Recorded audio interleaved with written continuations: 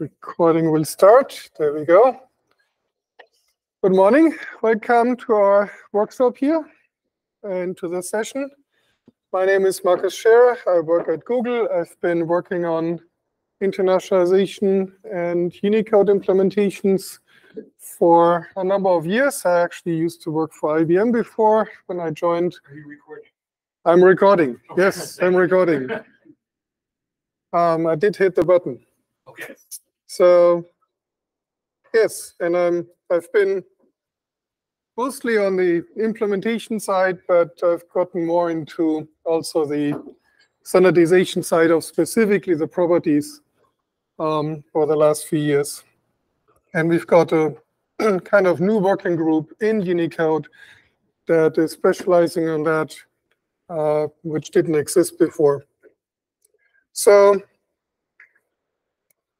Unicode is a character set, and when I started out in this kind of thing, this is kind of how every character set was documented before, right? You had a number of numeric values, and each value got assigned a character, and they printed pretty pictures in a small pamphlet or in a big book, and that's kind of good enough, right? You have all you need. That's your number, that's your memory representation, and that's what you print on the screen. Good enough. Except we have nearly 150,000 characters now, and we actually want to do things with them. So actually, this is not quite enough. And wouldn't our life be easy if we stopped there? So actually, this is not super high contrast. Navigating beyond A through Z. Life is really easy if what you have is 26 letters and 10 digits and a little bit of punctuation and a smattering of other things. And that's kind of, if you think of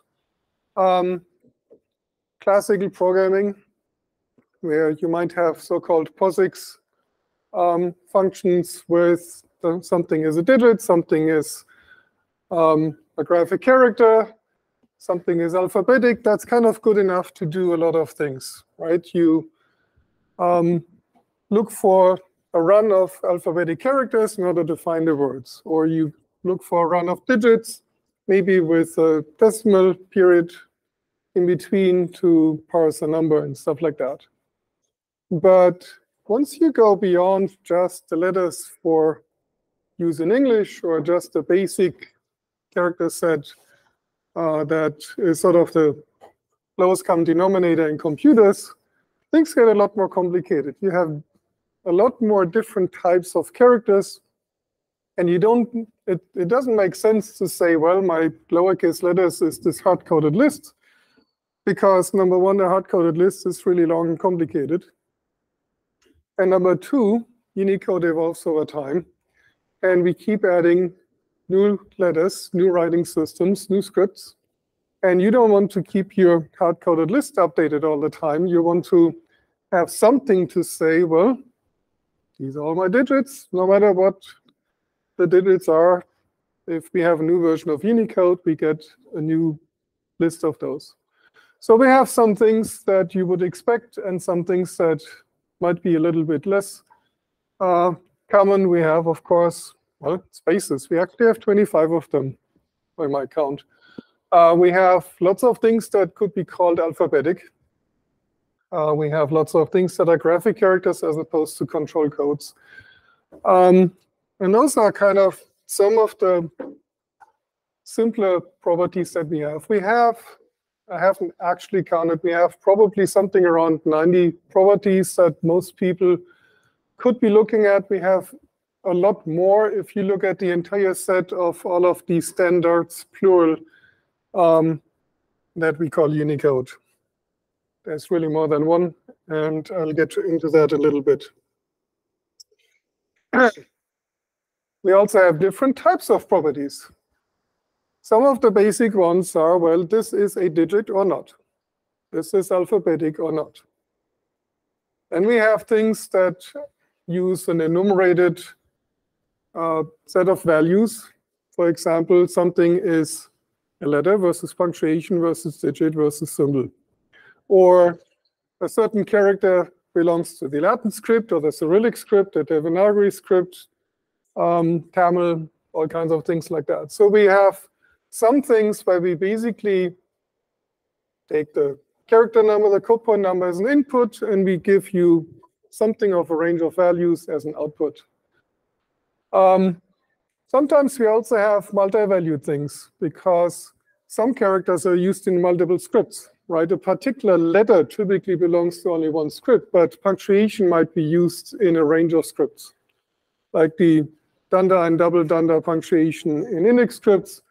So we have something that tells you this thing is used with those 5 or 10 or 20 scripts. Then, of course, we have numeric values, and we can, in some cases, map to some other thing. For example, you do uppercase mapping of some letter. Of course, the result will be another character. Sometimes it's actually a sequence of characters that we map to. And then we have things that are a little harder to describe. When you do case mapping, sometimes you have to take context into account. For example, when you do lowercasing of Greek, you need to know if your sigma is at the end of the word or in the middle of the word. Or sometimes you have to know the language. So it's not just a feature of the character, sometimes it's a feature of the language. We have special rules for case mapping for Lithuanian or Dutch or Greek and various other things. And so really you are looking at more than just a simple character as input. You really need a more interesting function that does the whole process and algorithm. And then actually most of the time we are talking about properties of characters or code points. Sometimes we have other things that we need to describe properties for. We've actually added a concept of properties of strings because sometimes that's really what describes best what we do. And a prominent case for that we implemented recently and worked with ECMAScript, JavaScript, is classifying emoji and enumerating the things that we typically see being implemented in computers for emoji use. But also scripts can have properties, like some scripts are right-to-left scripts. And that's being maintained sort of on the boundary between Unicode proper and CLDR. Most of the time, some of these properties are kind of obvious. Of course, you want to know what things are digits. But really, mostly we have properties because we need them to do something. They don't exist in a vacuum. And actually, anyone could come up with their own favorite sets of characters for certain purposes. But Unicode defines properties for the kinds of processing that Unicode also defines. Right? In order to make sense of text and do consistent processing, Unicode describes things like the bidirectional algorithm, or normalization, meaning how do I describe that two strings are really the same text, and those kinds of things. So we have properties defined mostly because we have a purpose. We have something that we do with them. And only because of that can we figure out what are reasonable values for those properties, because we try to assign values for characters for certain properties so that the behavior comes out right. So there's an interplay, and really that's where the second part of this comes in. We have properties, we have algorithms. Now, what are these algorithms?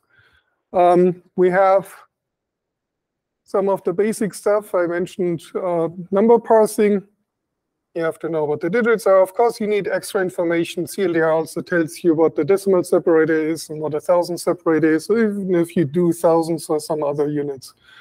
But then also case mapping. When you do lowercasing, when you try to do title case, when you do all uppercase, those kind of things. Sometimes they're kind of obvious again, but in edge cases, we have some interesting things that we need to describe. We have specifications for that. and we have the data for that. So some of it is kind of baked into the very core of what Unicode does. Sometimes we have split out specifications into what's called the Unicode Standard Annex, which is a separate document, but still really part and parcel of the Unicode standard. Sometimes we have things that are kind of on the side, but tied at the hip.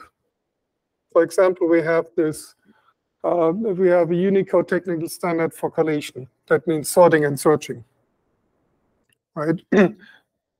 We provide a reasonable default for doing sorting and searching for every character in Unicode. That also means that that particular standard is always updated together with Unicode itself, because every time we have new characters coming in, we have to say something about, well, by default, if you don't know any better about the specific language, for example, this is a reasonable way of using them when you sort strings. A lot of these separate specifications also come with test data, because some of the algorithms are rather complicated, and they're not totally obvious. And so we have implementations that generate data for, given this input, this should be the output.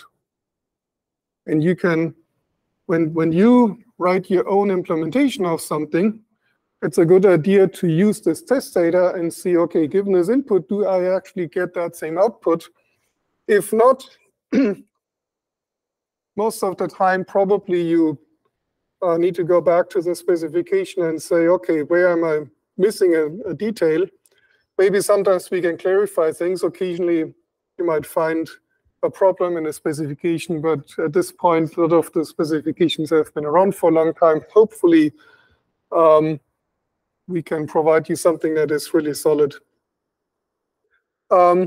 We also give you ways of saying, and this is often desirable, conformance clauses are a way to say, I implement this standard, this part of Unicode, except maybe for this kind of change where I'm making a tweak because of a certain change that I need for my community or for my application, but otherwise I'm implementing this standard, and this is how I sort of document now proof that that's the case. This is a slide that I shamelessly stole from Josh. He's got a much more graphically engaging presentation later about character to glyph. But it's another example of algorithms that come into play with Unicode. This is sort of a display pipeline where you take text and you have to work with a layout engine, which applies things like figuring out the scripts that certain characters are in so that you can start mapping them to characters. You need to look at line breaks. We have an algorithm for line breaking. Then we have the bidirectional text handling. If you have both left to right and right to left text, like Arabic or Hebrew or Urdu, you need to know, given the text, in which order the pieces go. We have an algorithm for that. We have data for that. You have a shaping engine, and some of the shaping engine needs to take into account properties for vertical layout, because if you do vertical layout for books in Japanese or Chinese, sometimes you have to rotate certain characters one way or another way. Sometimes the glyph orientation changes in more interesting ways. You also have things like index properties for doing particular shaping of text where letters, adjacent letters, affect each other. The last couple of boxes are more outside of Unicode, but this is sort of an illustration of where algorithms basically touch every part of doing something with text. And now that text is pretty much all Unicode, this is where you get the source of how to do those things. So where are those specified? Again, we have the COSPEC, we have the book chapters. We actually used to publish a nice book by a nice publisher, and then later we made it available as print on demand, but you can still get the PDF versions as if we had a book from the website. And that is really the core part of specifying the core algorithms and the core behavior and the core properties of text, of scripts, of characters that we have encoded. And together with that, we have the Unicode character database with most of the properties that you will encounter. And we have a specification specifically explaining just how the data is organized, what kinds of things we have in there, and how to look at them. I guess I can just give a very, very brief look at that. For each version of Unicode, we have a landing page. And this landing page serves us as an entry point also for these book chapters. And the really nitty-gritty part is this chapter 3 conforms that has the very detailed, very hard to read, very technical specifications. And then it's got all kinds of other information for how to use them. Plus, it's got lots of chapters that go into some detail of how certain scripts are encoded and how they behave.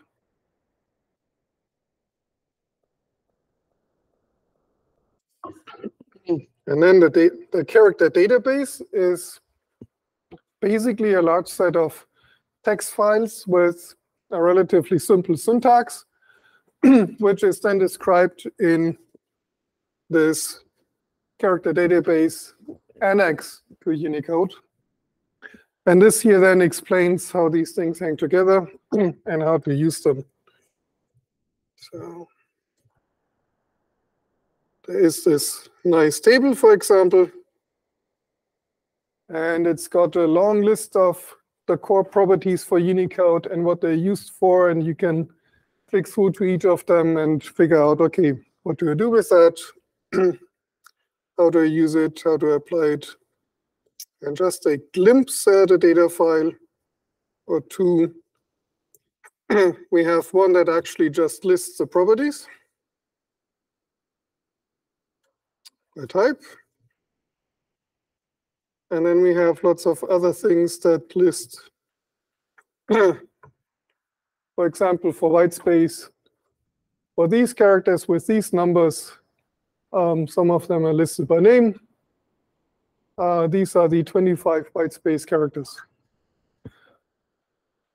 So this is what this really looks like on a low level. Most of you are not going to work with these files. Most of you probably will be using a programming language like Python or Java, or you're going to use a library like ICU or ICU for X.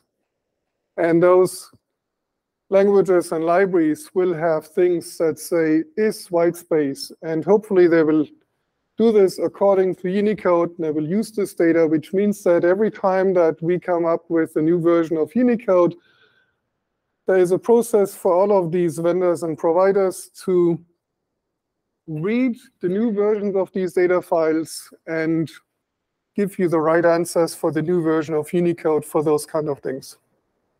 And not everyone implements all the properties. It depends on what the purpose of the library is or the purpose of what the language is trying to provide you. We have, for example, some properties that are really there to organize and explain the identity of characters. Most of the time, those are not really available in libraries and programmatic environments, because most of the time you want to do stuff with characters, but the identity is tied to the code point and is explained by these other things.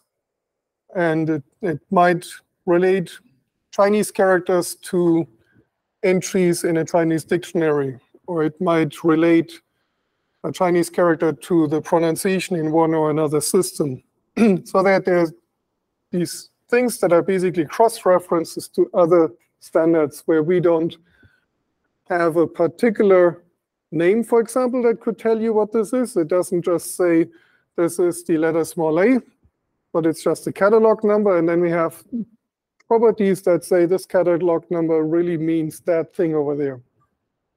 And then we can understand that. But these are the kinds of properties really that are used for processing. And that's mostly what this is about here. We also have, aside from this sort of core, we have these other standards. We have a standard that tells you how to work with emoji. This was actually a bit of a surprise to some of us. We thought we would just add these emoji from Japanese cell phones and we would be done with it. But, you know, everyone liked emoji, and then we had to invent more stuff around them, and people were unhappy that they couldn't express themselves, so we added skin tones, we did other things, we created combinations, but then emoji got complicated, so they got their own site standard that is also synchronized with Unicode. We have similar standards also tied to sort of the core release for security mechanisms, right? Because we want you to be able to use characters and letters and scripts and writing systems well. We don't want your systems to be limited to ASCII through Z, but there are some things that you need to know about to do that safely and not get into a lot of trouble. International domain names are a similar thing. 20 years ago, if you had a domain name, a website, the domain name was all ASCII. Now that's great for someone who is in the United States or in Great Britain or maybe in Hawaii. But people in other places, they like to use more characters than A through Z. And when they have a brand name or their own name, they would like to use that as a domain name. And that became only possible about 20 years ago, and then it went through revisions. But really, we have a standard part of Unicode which tells you how to do that well for all the characters that we have. And we provide some data that is really core to doing that. So for each of these extra standards, we then have another piece of specification, sometimes relatively involved. We have the standard annexes, which are part of the core, and we have the additional ones down here. We also have some more explanatory stuff, but these are the associated other almost self-standing standards for collation, for dealing with regular expressions, for doing domain names and emoji and stuff. And each of those comes with its own properties and data and test data. And they're in a slightly different part of our website. And again, you typically don't download these things yourself. Typically, you don't even have to think about it. If you're using a web browser, a modern web browser, it will have an implementation, typically of the Unicode standard for dealing with domain names. And that implementation will have, hopefully, the latest version of our data for doing that properly. So this stuff, for a lot of users, just exists as part of the infrastructure, but someone had to come up with that and define it and come up with the data. And every time we have new characters, we have to come up with property values for all of these things to make them work. Now, what's the whole point about this? The whole point of this is that in an old world, before Unicode, there was text, there were code pages, there were character sets, there were pretty pictures. But beyond A through Z, what do you do with them? How do they work? How do they hang together? You might have had the problem of, well, I can't use my name in this system. I can't parse my numbers because my numbers are not the same numbers that are used in Western Europe. And because we have properties, we have algorithms, and because implementers implement these, the stuff works nowadays, mostly. I know some people still have problems using their name on certain things, especially when it comes to printing these kind of things, or some kind of government systems or something that have limitations. But we have mostly an answer for all of these kinds of things. So who comes up with that stuff? In some ways, the answer comes back to the Unicode Technical Committee. And a Unicode Technical Committee takes a lot of different inputs, and people make proposals, and they give bug reports and do all kinds of things. But also we have member companies, of course, and member organizations that come up with things that should be consistent, and therefore there should be a standard for that. But really, decisions used to be made on this level in a quarterly meeting. And this was a quarterly meeting that ran almost a week, and people came together and they had these big whiteboards like here in this room, and they looked at a proposal and they spent a half hour on the whiteboard and hashed it out, and everything was good. Something happened in 2020. People stopped going into big meeting rooms and use big whiteboards. And, well, we changed how we worked. We had shorter meetings, we had video conferences. And because of that, we had to do a lot more work before these quarterly meetings. And we actually had some groups that were set up well to do that. For example, for the emoji, we had a group for many years already that were regularly looking at proposals and architecture and looking at what would be the best new emoji to come in. We have a long-standing group that we work with that scrapes the barrel on Chinese characters on yet another dictionary or yet another database of names to look at what's missing on Chinese, Japanese, Korean characters. But there was something missing. We didn't have a dedicated group that really looked at all the architectural things, that looked at the problems of which character should get which property, and what if there's a bug report that says something is wrong. Is it actually wrong, or what can we do about it? So we created another group, and that's the Properties and Algorithms group. And Josh and I are the chair and the vice chair for that. But really, it's mostly the kind of the set of people that would have been at the whiteboard in these quarterly meetings. We got together and we have regular meetings now, usually actually once a week. And we do a lot of work in between. We actually, I think, do a lot of work that we wouldn't have been able to do before because we have more time to spend on this. But we get answers to these kinds of questions and bug reports and proposals that are coming in earlier than we would have before, and with a little more time to really think them through. So we have an issue tracker with bug reports and other kinds of inputs that come in. We meet, we talk about stuff. We also get sort of homework from one of our sibling groups. The Script Ad Hoc is the group that basically takes in proposals from people and works with people that want to get new scripts and new characters into Unicode.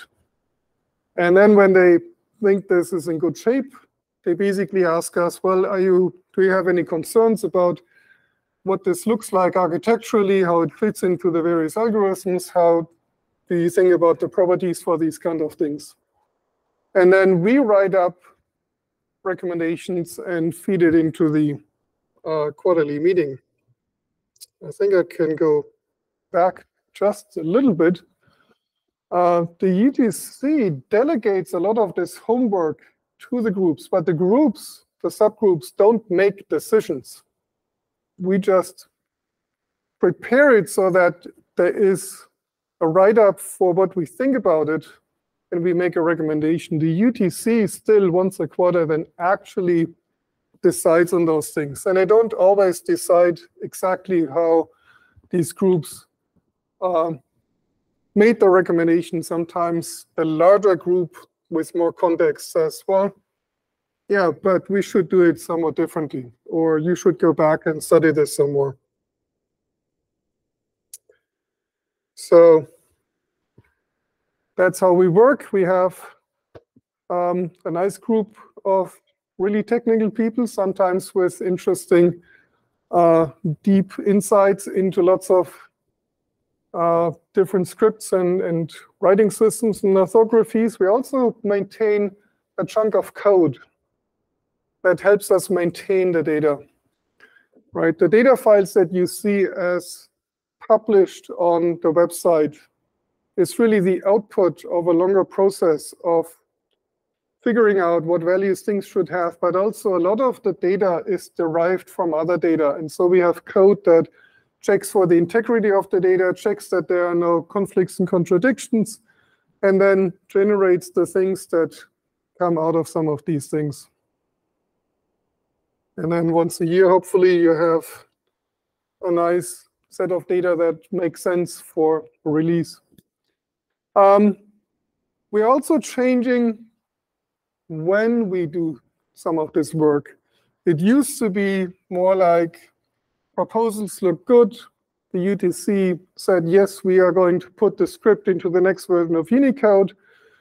And then we have this set of 500 or 5,000 characters that need to go in the next version of Unicode, and a small set of people, largely driven by Ken Whistler, who isn't here today, would go in and scramble and spend hours and hours figuring out, oh my God, in X number of weeks, I have to produce data files that people can look at in the Unicode beta version, and then they go into all the implementations. And the tricky part is some of these we cannot change once they are published. We have some properties that are set in stone. If we make a mistake, the mistake will always be there. And then we have to work around it.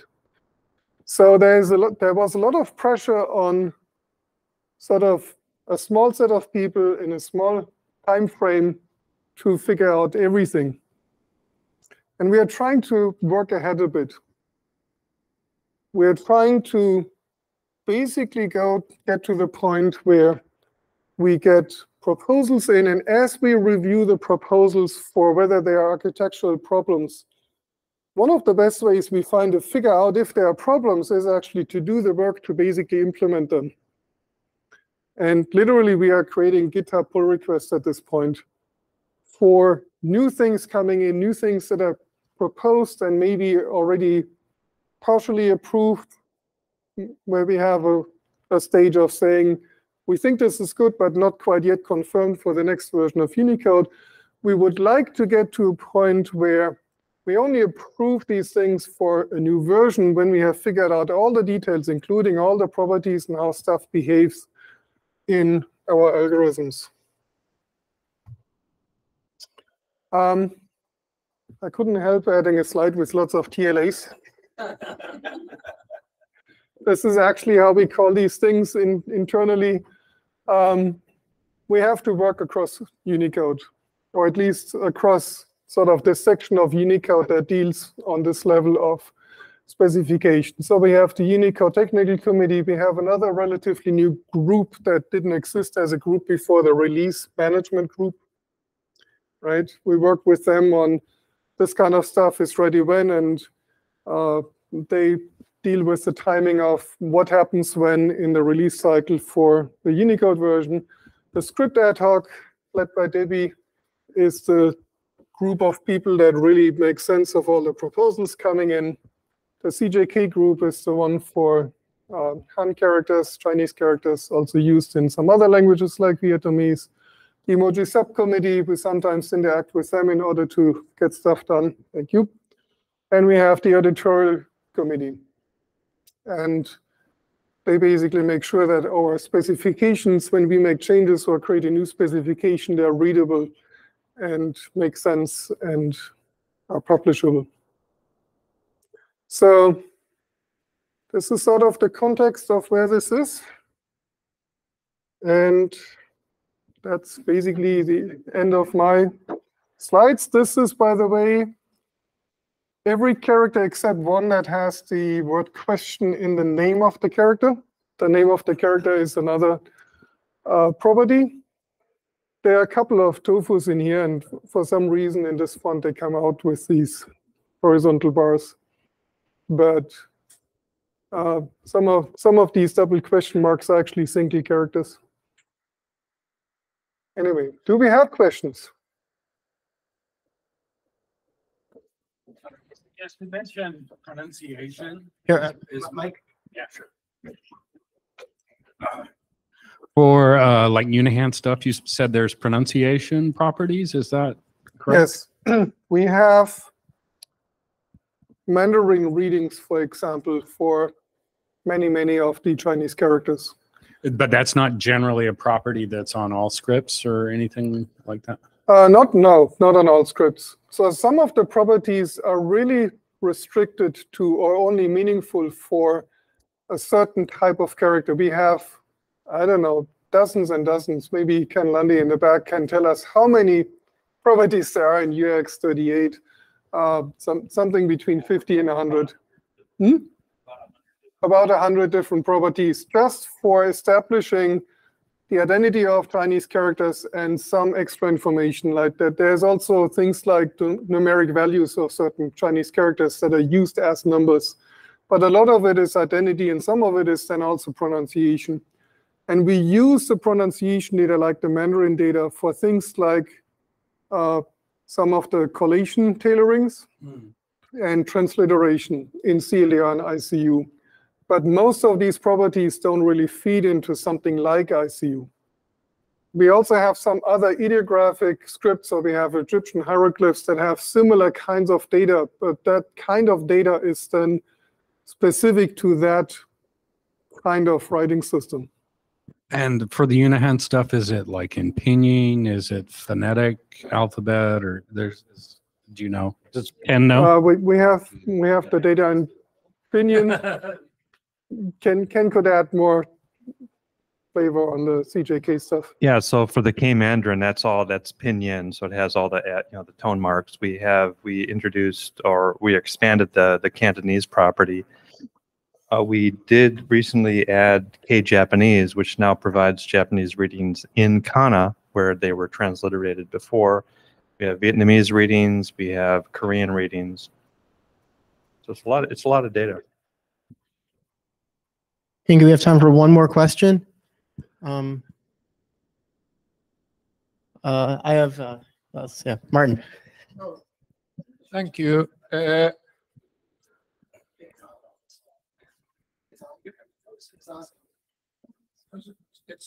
It's on?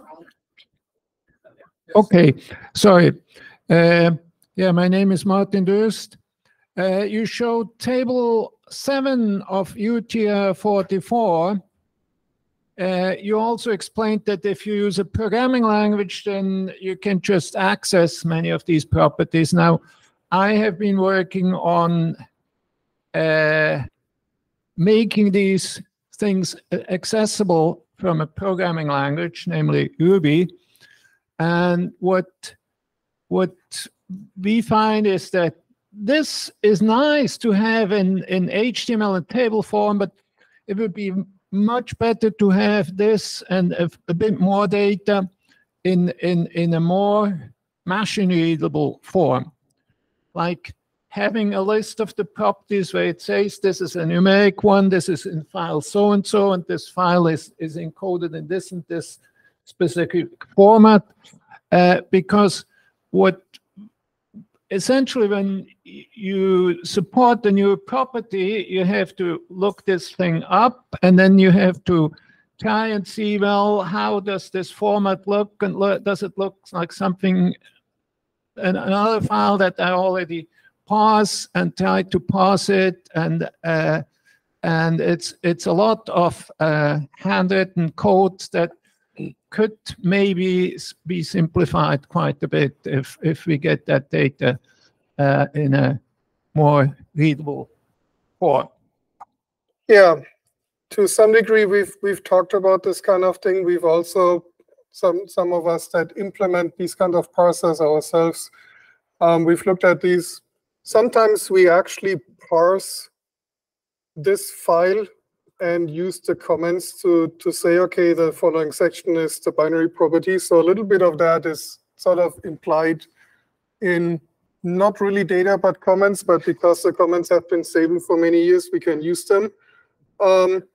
We have thought about adding more metadata for properties, for these properties, as well as the properties for other standards, because there are these other things like security and emoji that define their own properties that are not listed in this file at all. But to some degree, if you want to try to have metadata for everything, it gets really complicated.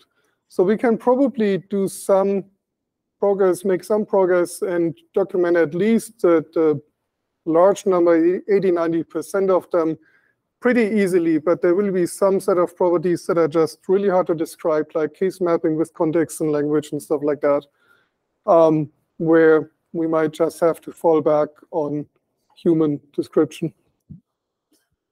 Okay, and we're out of time for this presentation, but if you have more questions for Markus, just find him anytime today or tomorrow, and we can continue that. So why don't we give Markus a big round of applause. Thank you.